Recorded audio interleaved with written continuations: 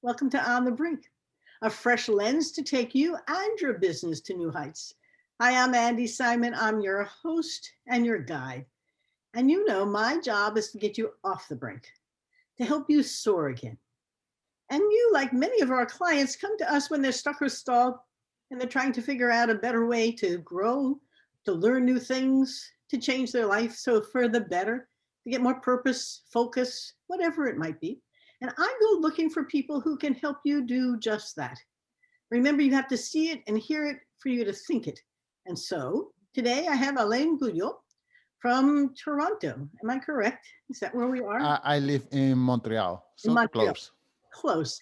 Well, I was on his podcast and I was fascinated both with him as well as how he was developing that podcast in an industry that's growing rapidly. So I'd like you to listen to his own journey because it isn't a straight line from I want to be a podcaster to I found it. But he's also doing some remarkable things with the guests that he has. And I was honored to be on it. So, Alain, please tell our listeners about yourself and your own journey. And let's bring you alive to them so they can hear you, unless they're seeing you on this wonderful video. But you are an amazing person and what you're trying to achieve. So, who are you? And tell us about yourself. Well, first of all, I live in Montreal, Canada, but I'm from Colombia, South America. And well, the story begins, as far as I can remember, when I was 6 years old. So at that time, I used to live with my grandmother. My mother and father, they were very poor. My father was going to law school, and my mother used to work as a seamstress, and she used to pay the bills. And because they couldn't afford me, I used to eat a lot. They sent me to live with my grandmother. Now, my grandmother, she was very tough. She loved me immensely, but she was very tough. And one thing that she loved to do was to take me to church with her. Okay, not only take me to church, but to force me to go to mass with her every Sunday. And I used to do what little kids do, which is run around and scream and play. And that's not what you do in church. So every Sunday after church, I used to get spanked. And my mother was not kind, grandmother was not kind. She used to just hit me hard. But then the rest of the week, she will fill me with love. And what this did was that it created an aversion toward institution and religion itself. So I had this little thing in my mind that I didn't like institutions, I didn't like church, and I didn't like being spanked. Eventually, my father didn't graduate from law school. My father, to fit the stereotype, I'm from Colombia. My father got involved with drugs. And now he begins to make money, and not only make money, but enormous amount of money. So we went from being poor, not being able to afford food, to being practically stereotyped the Mercedes outside of the door and the gold chains and all these things. So I grew up in this environment until, as it always happened, my father got caught. So we went from hunger to richness to being in poverty once again. And at this time, I was like 17 years old. And I decided to leave home. I had a girlfriend. I said, "Mom, goodbye. I don't like sticking around here any longer. I'm going to live with my girlfriend. She's cute, and goodbye." So, of course, it didn't happen like that. My mother and I had a few disagreements, and that was the end result. So I just left. And then my life took a spiral to the worst. I got involved with the wrong crowds. I got into alcohol, drugs, exploring sex. I lost every time I got a job. I lost my job. I couldn't stay still. I wouldn't show up for Mondays. I from time to time I used to spend the night in my car, in the back seat of my car. Other times I used to break into empty houses to spend the night there. And I used to have some friends who were going to college, and at times I used to sneak in line with them in order to have a free lunch. So I lived that life for I don't know, about 10 years. And one day, or through a process, I got tired of it. I got tired of just practically begging for food, of being hungry, of not having a place to stay. I got tired of not having dignity. I got tired of feeling sorry for myself. So I went back to my mother. I said, "Mom, I haven't been the best son, and I need your help." So we made a pact. We made an agreement. I wanted to get out of the country because I see that I was just in the bad environment. And one thing that creates success or failure in oftentimes is our environment. If we don't change our environment, we're just going to just rot, so that was the idea that I had in my mind. I had to get out of here. I had to change the way I live. I had to change my friends. I had to change my outlook of life. So my mother and I came to an agreement. She said, "Listen, I don't have that much money. You are a grown man now. You are almost 30 years old. This is what I can do for you. I can pay for you for 1 year of college education, and then after that, you are on your own." And at that time, I had it in my mind that I wanted to come to Canada. I stumbled upon some National Geographic magazines, and thought it was just a beautiful place, amazing people. Um, and I thought that that was the place that I could create a future. So sure enough, my mother helped me out. I'm so grateful for her. But I was ready for that help, because sometimes, of the time, uh, people have their kids and they force their kids to go to school, these prestigious schools or the other one, and the kids are not ready or they don't value what they are getting.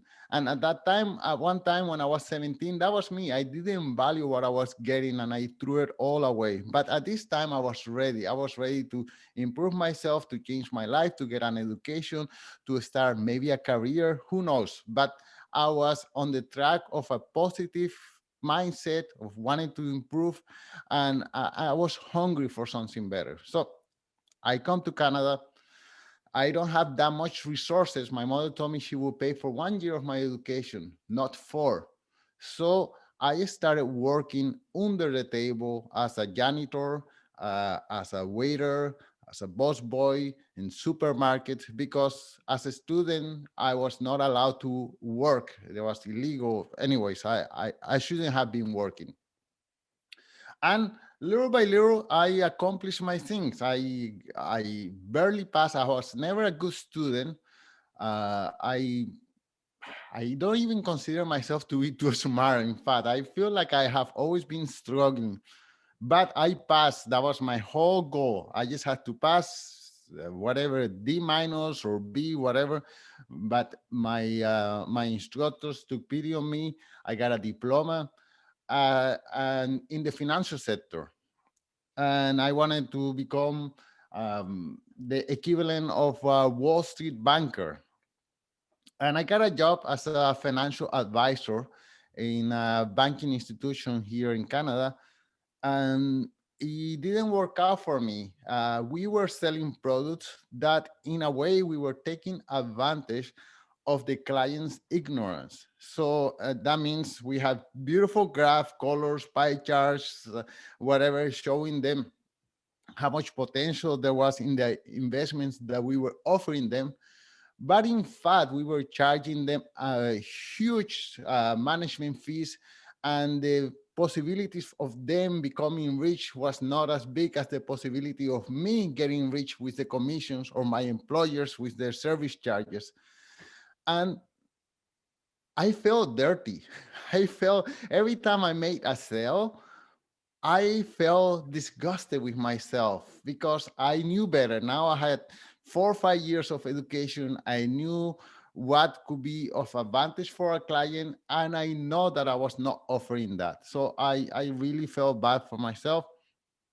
And one time, my supervisor was upset at me because my sales were not keeping up with the rest of the team. Mhm. and he was telling me that because of me, we are not going to, our team is not going to win the contest, the next trip to Cuba or whatever it is, the golden pen or whatever competition we were doing at that time.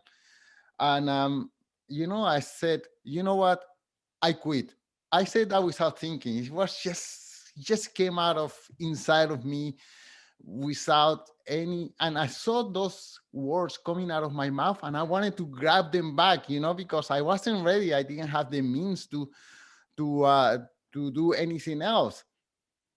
But once I said it, I said, okay, I'm going to own what I said, and I quit. My supervisor says, oh, you are too emotional, reconsider, see you tomorrow morning, whatever. But no, I quit. And when I was going to college here in Canada, I had a girlfriend who convinced me to take dance classes with her. She said, I know you're working, I know that you're studying, but I just want a boyfriend who will take me dancing on the weekends. And I fulfilled that part of my my agreement with my girlfriend. We used to go out dancing every Sunday or Saturday, and we became good dancers. And not only that, but when we were doing that, other couples who ask us, hey, how do you make that move? Or how do you do this? And how do you do that? And eventually, through that journey, some couples say, listen, I'll pay you for 1 hour and you show me how you do whatever move you're doing. So it became like a little side hustle. And when I lost my job, I said to myself, I'm going to just put advertisement all over the universities that I give dance lesson until I find the next job, because I was planning to look for another job, and this was something that will help me pay the rent until that happened. But it so happened that as soon as I did some advertisement, and I guess my enthusiasm as my personality was so contagious that my agenda was full from the beginning to end. Every possible hour that I was available, it was filled. Wow. And then I said, wait a second, I am not earning a lot of money, but I'm so happy. I'm dancing every day with these amazing people. They are just come here happy and they live even more happy. And my social life is incredible. I think I'm going to do this a little bit longer. And then I met a person who later on became my business partner. So I used to teach a dance called salsa, which is a Latin American dance, and another one called Argentine tango. Mhm. And I met my uh, business partner who used to teach ballroom, and we met at a party and we decided, you know what, you and I, we could build an open school Yes. and teach together, with your community and my community. We will build this up and let's see where that takes us. And she said yes. So we did that. And I guess it was because at that time there were a lot of the TV shows that were related to dance. We were a success from day one. Wow. We had a community. We emailed everyone. We told them we're working together. This is why and what we focused on was to build a community. We were not the best dance teacher, but somehow people felt good when they would come to our school. And that the word got around, and we became, within a year or two, the most profitable school in the city. And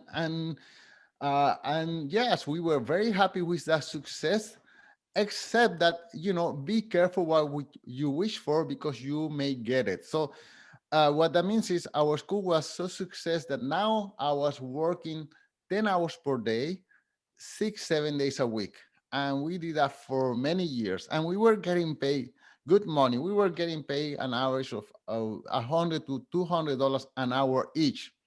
So when you count that 10 hours per day, 7 days a week for many years, we were able to accumulate a Yes. good amount of funds. So eventually, after 7 years, I began to feel frustrated. Uh, I was happy with my success, but I wasn't happy of not having a life. I couldn't really go to a coffee shop and just sit there and enjoy a summer evening on the sun, because no, I was a slave to my schedule. So my partner and I decided to just close the school. We just it didn't happen overnight, but we let it. It took us about a year before we closed everything. And then I said, okay, what am I gonna do with my life now? I took some time off just to enjoy some freedom. And while having a conversation with another friend, she was telling me about this new company called Airbnb. And she said, "Oh yes, you can rent apartments," and it was totally new concept. And I said, "Wow, that sounds interesting." And I did some research, and I liked the idea. So I took some of my money and I bought a condominium in a touristic part of Montreal. And within 3 months, I saw that the growth was amazing. So just to put it in perspective, this apartment condo that I bought, if I rented to regular tenants, I would get about $1,000 of rent money per month. But renting it through Airbnb, I was getting 6,000. Wow. So that was like I- incredible. So right away, within 6 months, I managed to borrow money to buy another condominium, and then I bought a third one. At the end of the day, I ended up managing 5 condominiums, and that became now my full-time job. Yeah. And it was a job that provided me a lot of flexibility, because I had people who were cleaning for me basically, and all I had to do was just the customer service, and that was working out great. Uh, but after 6 years, once again, I got tired of it. I said, "Wow, the telephone has become my boss, and I cannot. If I don't answer the phone, for example, a tenant, the lock wouldn't work one day. If I'm not there to answer that, it's just regardless, I ended up saying I'm getting out of this business as well. And well, I was happy, but I just decided to change careers once again. So I closed, and then after I closed, there were beginning to be problems with the city, because Airbnb now was all over the city, and people were complaining because there were not more properties available for regular Yes. renters, whatever. I think it seems to me that I got out of at a good moment. And I took another break, about 6 months. I decided to learn how to speak in public. I joined a club called Toastmasters International. And I also decided to explore podcasting, because I wanted to have conversations. Um, yes. So that was the beginning of my podcasting uh, journey. And in addition to that, between there, because now it's been 3 years, I also started as a hobby, but became a business as well, photography business. I built a website, photographer. I started charging $200 for an evening, and ended up, after a second year, I was charging like somewhere about $3,000 to $5,000 for a weekend. And then COVID now ended that up. After As soon as COVID came, there were no more weddings, no more corporate events, no more birthdays. And since then, I have been focusing 100% in podcasting, because that's my venue to get to meet people, to get to talk to people, to continue enriching my life, to motivate myself to explore so many different venues that I never even considered possible. So that's, in a nutshell, that's how my life have turned out since I was 6 years old until now. But you are an extremely agile entrepreneurial man who can feel what matters to you. We decide with the heart. It's not the head. And every one of these detours was a heartfelt one. It was not always good, but it was what you felt at the moment was really important. What I love about your journey, because I often work with people who are stuck or stalled, whose business or themselves have stopped being pleasurable, is that it's okay to make a change, isn't it? It's necessary because if not, then it does. Okay, this is something that I see often. When I was especially in Airbnb, my work day will start like at 10 o'clock in the morning, and I will go to a coffee shop with a friend, have coffee, and I will see. I live in a busy neighborhood. I see all these people stressed going to work, and I know many of them are high earners. And then I used to say, well, look at this individual. He has his brand new BMW or Audi, because that's the cars that people drive around here. And he has a beautiful suit, but he has to be at the office at 8:45 or 8 o'clock, whatever it is. And he had to say, yes, sir, no, madam, or whatever, all day long until he finally gets to get home.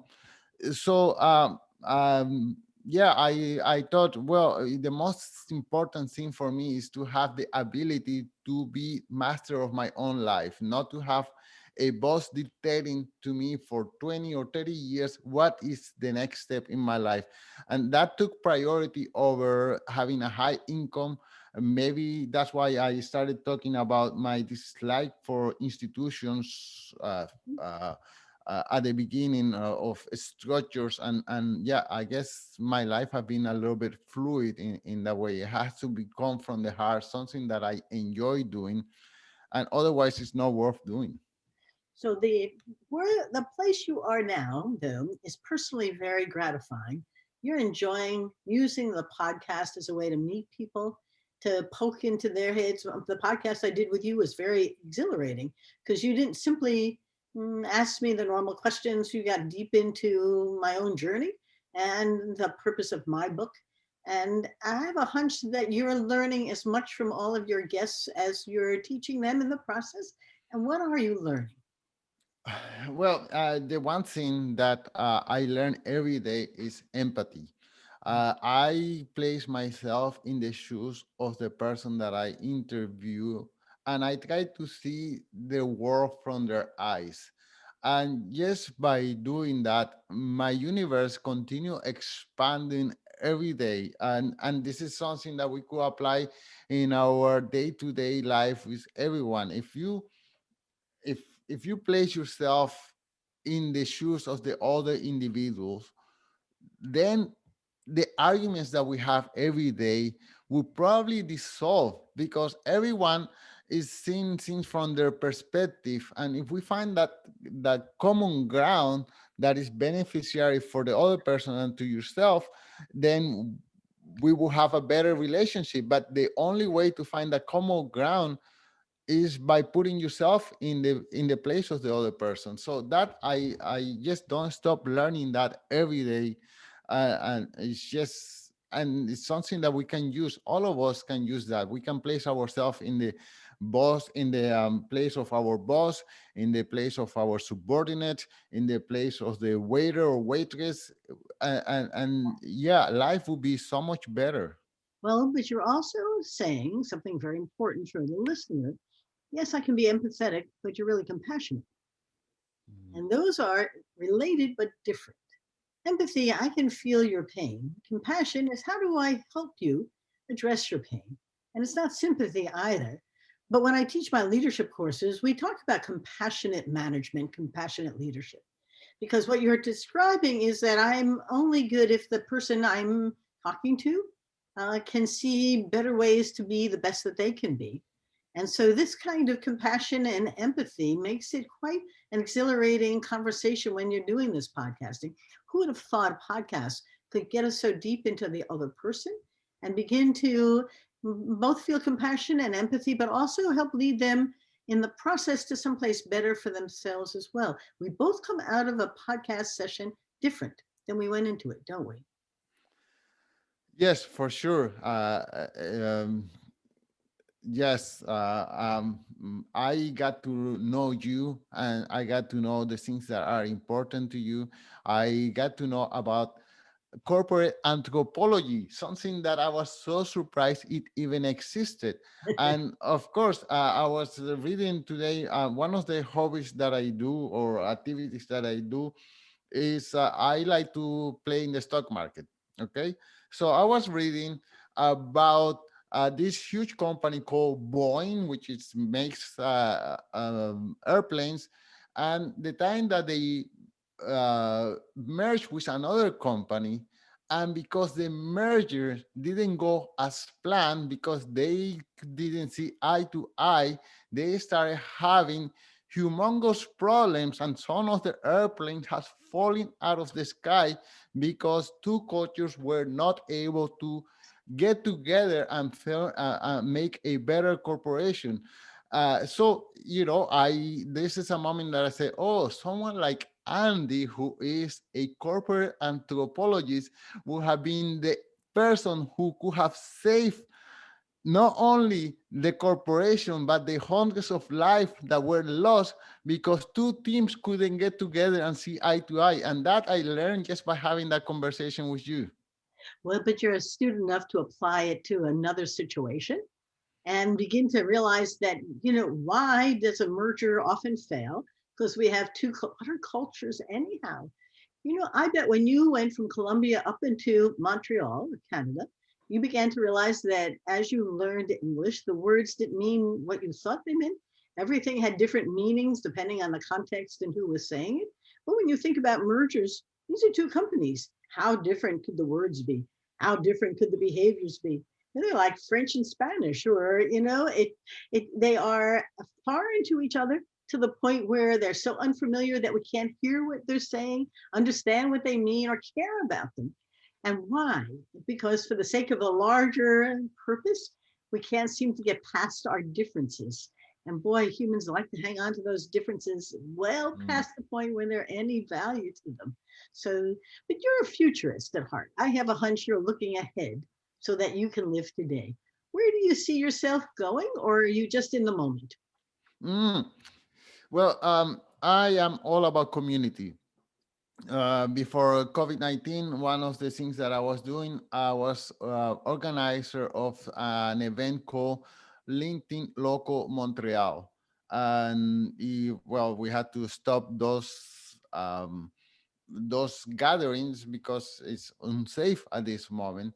But as I do my podcasting every day, I'm drafting the plans to start live events as soon as it's legally possible. And my dream now, after whenever after this COVID fiasco, if we could call it that, is to have events where I get to invite business leaders to Montreal to come and share their knowledge with us. So it's podcasting at a higher level, podcasting, but instead of having people listening through their headphones, listening live and shaking hands and hugging each other and sharing business cards or whatever is that they share. So that's what I see for me and for my community for the future. And then after that, who knows? So I'll add one thought to your thinking about that. I had a great podcast actually today with Klaus Rosted, who's an innovation specialist. And he runs something where he brings people together, at least he did before the pandemic, from different industries, a little like the Santa Fe Institute. Because what he learned being an innovator was that people who came together from the same industries or the same backgrounds were very happy to be together in a clubby kind of way. And they were very tribal. They were very herd animals, like humans are. But they weren't very innovative. The ideas that were new were usually shot down fast. So he began to bring in people from different industries. The Santa Fe Institute used to have people who were entomologists on the one hand, studying ants or bees on the other, studying, workflows in companies and beginning to learn what ants did in order to begin to see metaphors that could be used in business. I mean, it was a way of generating ideas beyond what we knew because we didn't know all of that stuff, but someone did. And by pulling them together, he made innovation labs that people were coming to because they needed fresh ideas. And I think that as people look for the new normal coming out of this, that when they start to gather, they may go back to where they used to be, Or they may begin to think that maybe there's an opportunity by meeting with people who are new, different, that we can pick ideas and really create some major transformation of our society for the next stage. Because I don't know what the old was that was so sacred. It wasn't necessarily so good. And I don't know whether this new is so bad. But I do know that people are looking for the comfort of what was in a time that's gone through a great transformation. You know, people who are working remotely, for one of my clients, don't want to go back to the office. Mm. They don't want to drive for 2 hours. They don't even know why they should. The whole rationale behind it is diminished. And so, and I know people who want to get doctors to use telemedicine because they don't want to wait in the doctor offices. And so, how many ways can we begin to use the new to better ourselves for the future? Do you have any thoughts on it? Are you reflecting on it as well as I am? No, to be honest, as you just said, people are finding out that this new, it just suits a lot of people. Yeah. One industry that is going to be totally transformed is the real estate business. I mean, what are businesses going to do with all these offices now that they discover that the employee is way better off working from his home? And not only that, why do people need to come now to expensive cities like New York, Los Angeles, Vancouver, when they can live 2 or 3 hours away and do the same work from the computer? So yeah, all those industries are going to be totally changed, transformed, and who knows what's going to be the new normal. Yeah. But we had to continuously adapt and see. Look, uh, we had a huge amount of unemployment at the beginning of COVID, and COVID is not going away, but people are finding new ways to earn a living, and unemployment is decreasing. And who knows where those jobs are coming from, but they are coming from somewhere. I had people in my podcast saying that artificial intelligence and automation is going to kill all those jobs, but people continue finding ways to invent new positions, new professions, things that didn't exist even 5 years ago. Now are the top jobs, like something as simple as Uber Eats. This was unimaginable 5 years ago. Now that is the subsistence of almost all restaurants, and it was just created just like that because we are uh, resilient, because we are creative, because we have no other choice than to find new ways to make a living. To your point, you started that whole section there by saying, I'm not sure. And then you came up with some brilliant ideas. So I agree with you.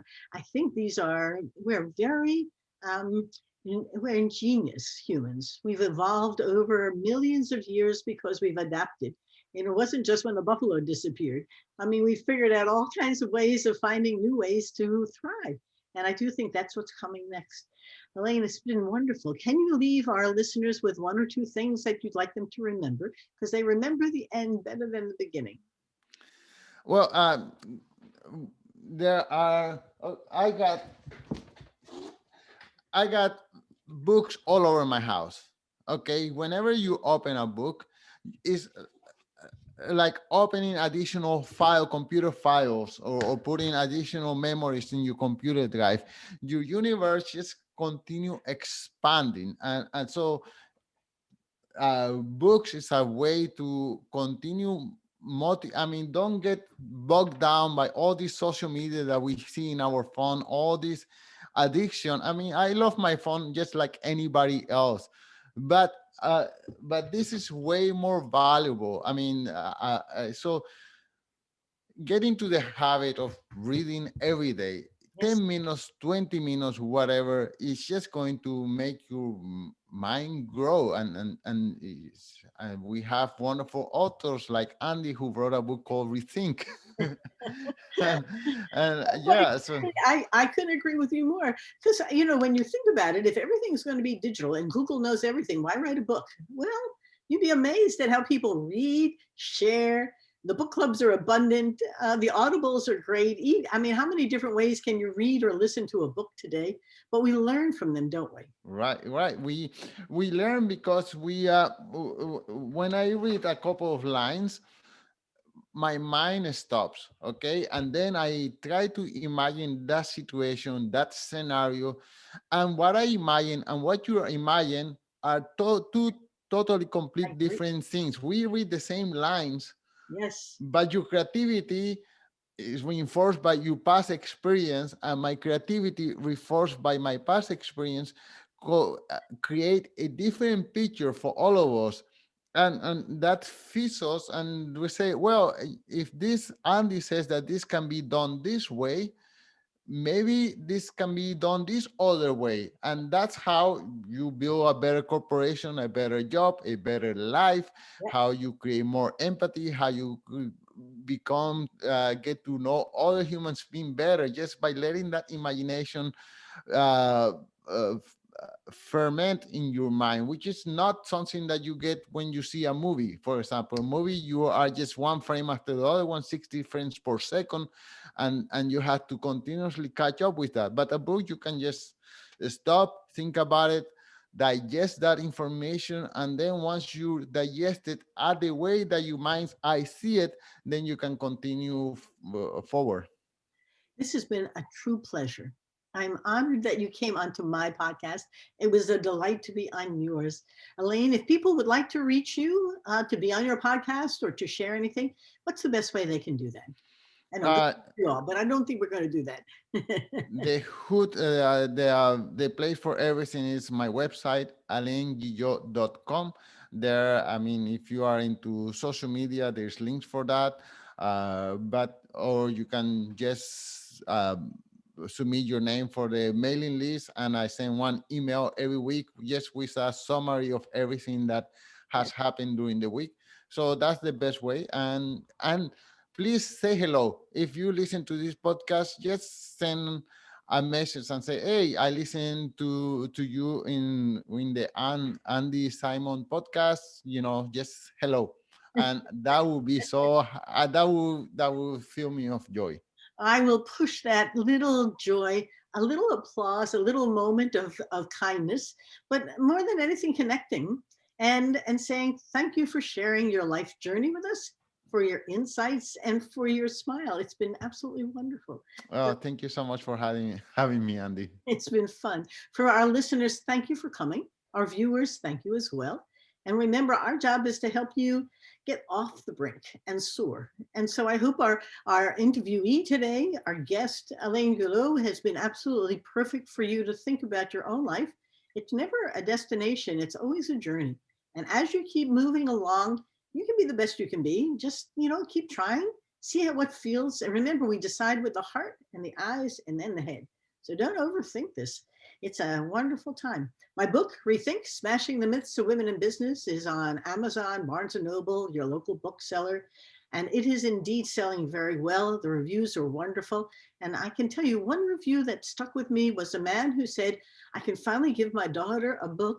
She's 17 and a minority, and I want her to see that she can become the best that she can be. And I went, bingo. That's the whole point, sharing it so others can do really well. So I'm going to say goodbye. Please stay well, stay healthy, smile a lot. It's been a pleasure. Bye bye now.